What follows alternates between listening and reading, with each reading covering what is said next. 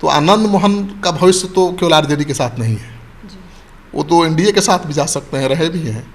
तो आनंद मोहन अब इस शक्ति प्रदर्शन के बाद तय करेंगे कि कितना उनको समर्थन मिल रहा है, उसके आधार पर तय करेंगे कि कहाँ जाना है, कहाँ रहना है। हालांकि एनडीए के खिलाफ वो लगातार बोलते रहे हैं और अपने को बहुत समाजवादी विचारधारा के नेता बताते रहे हैं, लेकिन लड़ाई तो उनकी उसी समाजवाद से थी जो आरक्षण को लेकर, मंडल कमीशन को लेकर आग धधक रही थी देश में, उसी के खिलाफ उन्होंने लड़ाई लड़ी।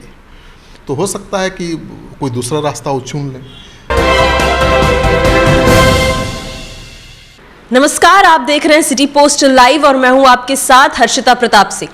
पूर्व सांसद आनंद मोहन को जेल के मैनुअल में संशोधन करके बाहर निकाला गया, जिसमें एक बहुत बड़ा हाथ राजद का भी माना जाता है। लेकिन आज आनंद मोहन मनोज झा के ठाकुरों वाले बयान के बहाने राजद पर ही हमलावर होते हुए नजर आ रहे हैं।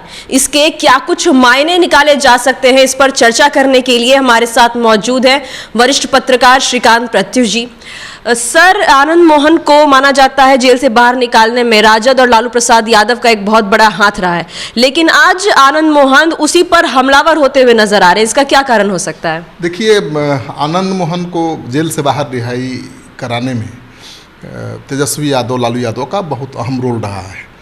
वैसे तो उनकी रिहाई की मांग बहुत पहले से हो रही थी और नीतीश कुमार आश्वासन भी दे रहे थे, लेकिन कोई एक्शन नहीं हो रहा था।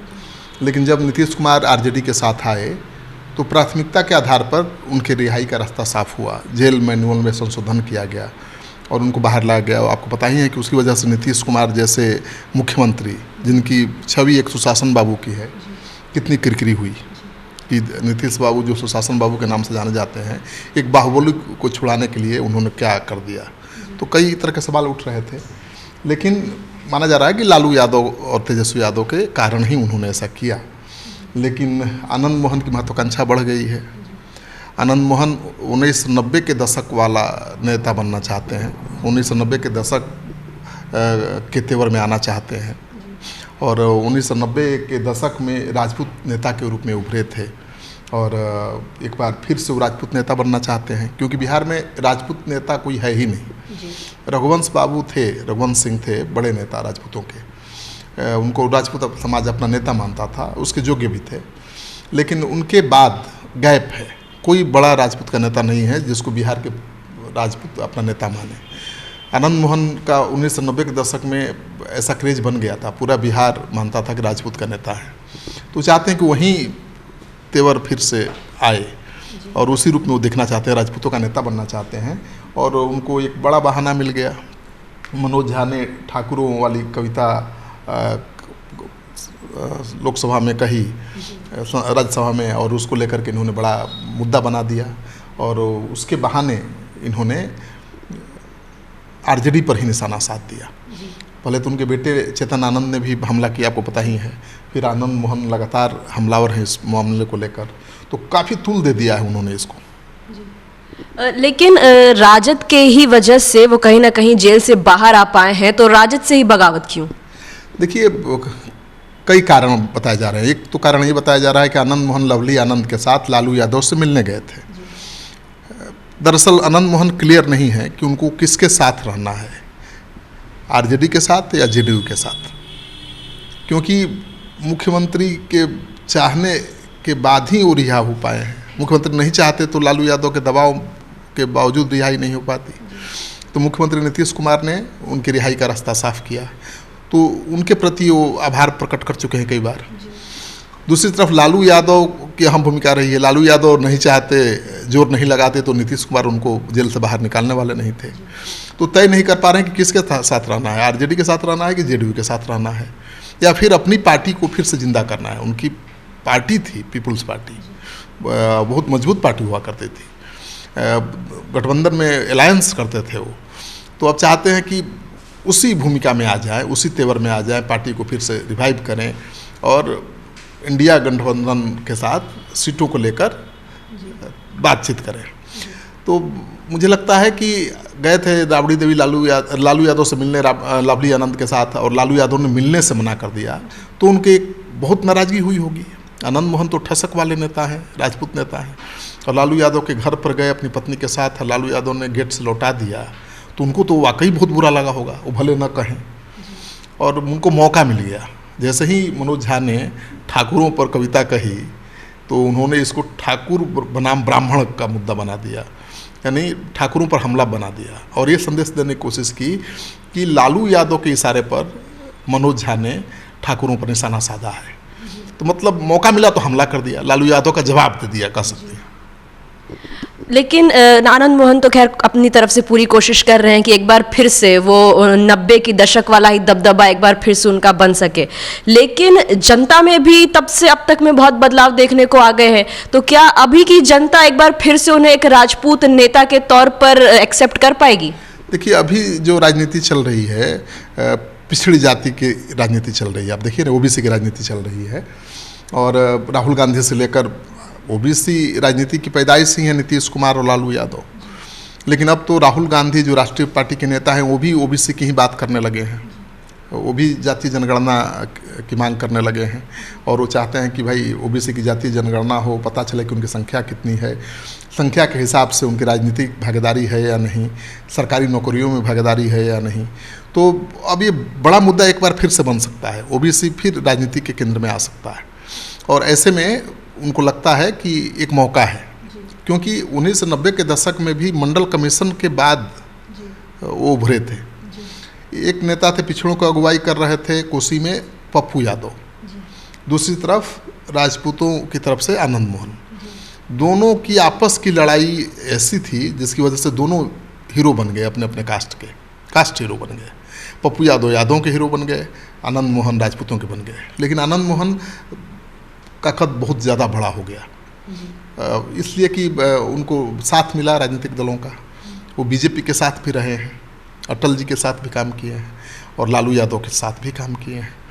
तो आनंद मोहन का कद बहुत बढ़ गया। लेकिन आईएएस की हत्या के मामले में जब जेल गए और 15-16 साल जेल में रहना पड़ा, तो उनकी राजनीतिक जो पकड़ थी कमज़ोर हुई। पत्नी कोशिश करती रही उसको बनाए रखने की, लेकिन पूरी तरह से कामयाब नहीं हुई। लालू यादव ने उस संकट की स्थिति में भी सहारा दिया आनंद मोहन को। लवली आनंद को भी चुनाव लड़ाया, चेतन आनंद उनके बेटे को चुनाव लड़ाया, बेटा जीत गया, लवली आनंद नहीं जीत पाई और जेल से बाहर निकालकर उनको नया जीवन भी दिया है। लेकिन अब राजनीति यही ना है, राजनीति में तो आदमी अवसर देखता है। तो अवसर है अगर आगे निकल जाने का, राजपूत का नेता एक बार फिर से बन जाने का, तो आनंद मोहन क्यों इतनी आसानी से किसी के साथ सरेंडर करेंगे? लालू के साथ या नीतीश कुमार के साथ बिना शर्त के जाएंगे तो क्या मिलने वाला है? तो चाहते हैं कि वो पहले राजपूत नेता बने, अपनी ताकत बढ़ाएं और उस आधार पर बार्गेन करें। तो पूरे देश में घूम रहे हैं, केवल बिहार में नहीं घूम रहे, बिहार में तो घूम ही रहे हैं, पूरे देश में घूम रहे हैं। और नवंबर में उन्होंने पटना के गांधी मैदान में रैली का आयोजन किया है। इसका मकसद ही है अपनी शक्ति का प्रदर्शन करना। तो अपनी शक्ति दिखाना चाहते हैं लालू यादव को भी, नीतीश कुमार को भी। अब उस शक्ति प्रदर्शन में कितने कामयाब होंगे उसके बाद आगे का रास्ता तय होगा।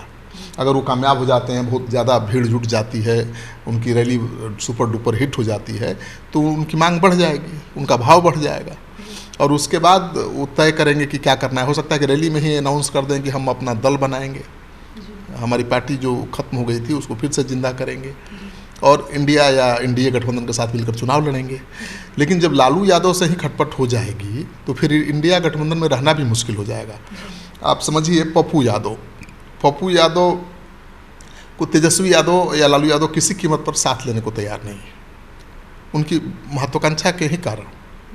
क्योंकि पप्पू यादव लालू यादव का उत्तराधिकारी अपने को घोषित कर चुके थे। उनका कहना था कि लालू यादव के बाद हम ही यादवों के नेता हैं। ये लालू यादव कैसे बर्दाश्त कर लेते हैं? तो उनकी एंट्री आरजेडी में बंद हो गई और इंडिया गठबंधन में भी उनकी एंट्री नहीं होने देंगे लालू यादव कभी। और उनका कोई भविष्य नहीं है इंडिया गठबंधन से बाहर, माने आरजेडी के साथ ही उनका भविष्य है, क्योंकि यादव तो पूरी तरह से तेजस्वी लालू के साथ खड़े हैं। तो आरजेडी के साथ आएंगे तभी उनको यादव वोट देंगे, दूसरे दल में कहीं भी जाएंगे तो उनको वोट नहीं मिलना है। तो उनका भविष्य आरजेडी के साथ है, लेकिन आरजेडी उनको लेने के तैयार नहीं है। तो आनंद मोहन का भविष्य तो केवल आरजेडी के साथ नहीं है, वो तो एनडीए के साथ भी जा सकते हैं, रहे भी हैं। तो आनंद मोहन अब इस शक्ति प्रदर्शन के बाद तय करेंगे कि कितना उनको समर्थन मिल रहा है, उसके आधार पर तय करेंगे कि कहाँ जाना है, कहाँ रहना है। हालांकि एनडीए के खिलाफ लगातार बोलते रहे और अपने को बहुत समाजवादी विचारधारा के नेता बताते रहे हैं, लेकिन लड़ाई तो उनकी उसी समाजवाद से थी जो आरक्षण को लेकर, मंडल कमीशन को लेकर आग धधक रही थी देश में, उसी के खिलाफ उन्होंने लड़ाई लड़ी। तो हो सकता है कि कोई दूसरा रास्ता वो चुन लें। अब देखिए क्या करेंगे ये तो कहना बड़ा मुश्किल है, लेकिन मुझे लगता है कि यही वजह है कि आनंद मोहन आक्रामक हैं, और आनंद मोहन दब कर झुक कर नहीं रह सकते, किसी के साथ भी रहेंगे तो उनका स्वभाव ही है, वो ज़्यादा आक्रामक उनका तेवर है। तो उस तेवर को कौन बर्दाश्त करेगा, ये देखने वाली बात है। नीतीश कुमार करेंगे? मुझे तो नहीं लगता है, और लालू यादव तो मिले ही नहीं। तो अब क्या रास्ता अपनाएंगे तो वही बताएंगे। मुझे लगता है कि उनके पास एक ही रास्ता है कि वो अपना दल बनाएं और फिर से राजपूतों के बीच अपनी पैठ जमाने की कोशिश करें। लेकिन एक तरफ आनंद मोहन नीतीश कुमार का भी आभार व्यक्त करते हुए नजर आते हैं हमेशा कि उनके वजह से वो जेल के बाहर निकले, लेकिन दूसरी तरफ उनका गठबंधन लालू यादव के साथ है। तो इस पूरे मामले में नीतीश कुमार किसका साथ देंगे, आनंद मोहन का या लालू यादव का? नहीं, अब राजनीति का एक सूत्र समझ लीजिए, राजनीति में या सत्ता के शीर्ष पर बैठा हुआ प्रभु, राजनीति में आदमी उसी का साथ देता है जो मजबूत होता है। अगर दो लोग हैं, उनमें से चुनना है कि किसका साथ देना है, किसको साथ रखना है, तो नेता उसी को चुनता है जो मजबूत होता है। तो लालू यादव के लिए नीतीश से ज़्यादा महत्वपूर्ण तो हो ही नहीं सकते आनंद मोहन, और न नीतीश कुमार के लिए लालू यादव से ज़्यादा महत्वपूर्ण आनंद मोहन हो सकते हैं, नहीं हो सकते हैं ना, दोनों के लिए नहीं हो सकते हैं। तो इनके लिए एक ही रास्ता बचता है कि अपना दल बनाएं और फिर बार्गेन करें, अलायंस करें इंडिया गठबंधन या एनडीए के साथ। ज़्यादा स्कोप तो एनडीए गठबंधन के साथ ही दिख रहा है, और एनडीए तो बैठा हुआ है उनको गले लगाने के लिए। जब वो जेल से छूट रहे थे तो एनडीए के तमाम नेता, बीजेपी के तमाम नेता उनके संपर्क में थे, उनसे बातचीत कर रहे थे, लेकिन वो तैयार ही नहीं हुए, इसलिए कि नीतीश कुमार ने रिहाई में अहम भूमिका निभाई थी। तो कैसे नीतीश कुमार जेल से निकाला और चले गए बीजेपी में, तो बहुत गड़बड़ हो जाती। तो अब उनको एक बहाना भी तो मिल रहा है, लालू यादव नहीं मिले, फिर ठाकुरों के खिलाफ उनकी पार्टी के सांसद ने मोर्चा खोल दिया। अब देखिए आरजेडी में भी ठाकुर नेताओं की कोई कमी नहीं है, बड़े नेता हैं, बड़े बोले नेता हैं। पूर्व कृषि मंत्री सुधाकर सिंह हैं, सुनील कुमार लालू यादव के बेहद खास हैं, वो तो लगातार नीतीश कुमार को भी नहीं छोड़ते, निशाना साधते रहते हैं। लेकिन उन्होंने क्या इस प्रकरण पर बोला एक बार भी नहीं। सुधाकर सिंह और सुनील सिंह ने चुप्पी साध ली, आरजेडी का कोई राजपूत नेता बोलने के लिए आगे नहीं आया। तो बहुत झोल है इसमें, और आनंद मोहन को मौका मिला है अपने अपमान का बदला लेने का, और उन्होंने ले लिया है। लेकिन उनका राजनीतिक भविष्य क्या होगा, इसका उनके राजनीतिक भविष्य पर क्या असर पड़ेगा, ये तो आने वाला वक्त बताएगा। अभी हमारे साथ वरिष्ठ पत्रकार श्रीकांत प्रत्युष जी मौजूद थे, जिन्होंने इस पूरे प्रकरण में जहां आनंद मोहन साफ तौर पर राजद पर हमलावर होते हुए नजर आ रहे हैं, इसका क्या कारण हो सकता है उसके विषय में विस्तार से चर्चा की। और कहीं ना कहीं आनंद मोहन एक बार फिर से अपना शक्ति प्रदर्शन करने की कोशिश कर रहे हैं, एक बार फिर से राजपूत के नेताओं के तौर पर उभरने की कोशिश करते हुए नजर आ रहे हैं। इस पूरे मामले में और क्या कुछ होगा ये तो आने वाले समय में पता चलेगा। फिलहाल इस खबर में इतना ही। आप आगे की खबरों के लिए देखते रहिए सिटी पोस्ट लाइव। इस वीडियो को लाइक करें, शेयर करें और चैनल को सब्सक्राइब करना ना भूलें। धन्यवाद।